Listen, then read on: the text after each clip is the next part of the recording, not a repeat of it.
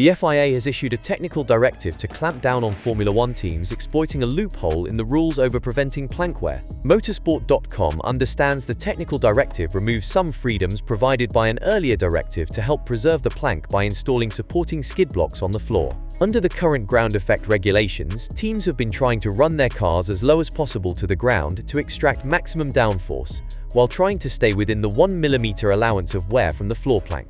To help prevent wear around the 4 holes the FIA measures, teams are allowed to install metal skid blocks around areas where they expect the most wear.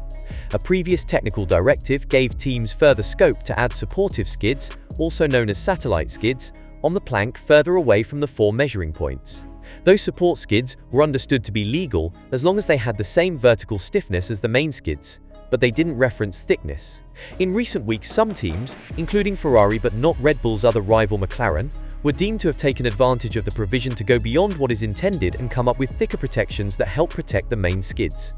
Understands Red Bull flagged the issue with the FIA after the Brazilian Grand Prix. The FIA accepted Red Bull's argument that Ferrari and some other teams are exploiting a loophole in the rules. Rather than wait until Qatar to give teams more time to react, it therefore issued a technical directive that is active with immediate effect, starting from this weekend's Las Vegas Grand Prix.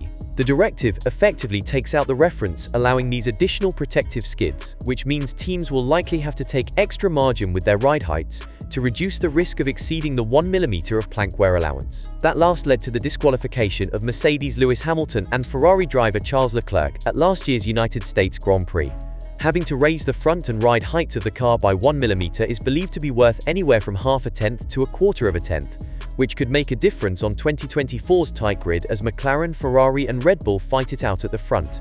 Formula One has defined regulations for the car's skid blocks, the plank underneath the car that stretches from the front to the back and protects the floor from bumps and curbs. Each competitor is permitted 2 energy stores per season, but this will be the FIN's 4th, breaching the FIA sporting regulations. With Sauber still targeting their first points finish of the season, the penalty will leave Bottas with even more work to do if he hopes to cross the line in the top 10 in Saturday night's 50-lap race. The news follows the Swiss team's recent announcement that both Bottas and his teammate Zhou Guanyu will depart after the final triple header, making way for Nico Hülkenberg and rookie driver Gabriele Bortoleto. A document published by the FIA confirmed the energy store used by Valtteri Bottas is the fourth of the two new energy stores allowed for the 2024 championship season, and this is not in conformity with Article 28.2 of the 2024 Formula One sporting regulations.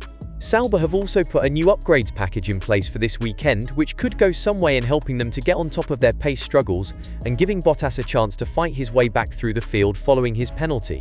Red Bull and Ferrari are reportedly among the teams who have had to make changes to their F1 cars at the Las Vegas Grand Prix following the latest FIA clampdown. F1's governing body, the FIA, has issued a technical directive with immediate effect ahead of this weekend's race in Las Vegas to prevent teams exploiting a loophole in the rules to combat plank wear. According to the race, Ferrari have made tweaks to their car, while Red Bull have made minor alterations in response to the FIA's technical directive. Red Bull reportedly initially flagged concerns to the FIA after the São Paulo Grand Prix. Although nothing was necessarily considered to be illegal, F1's governing body has responded by taking steps to ensure that a grey area in the regulations is not being exploited.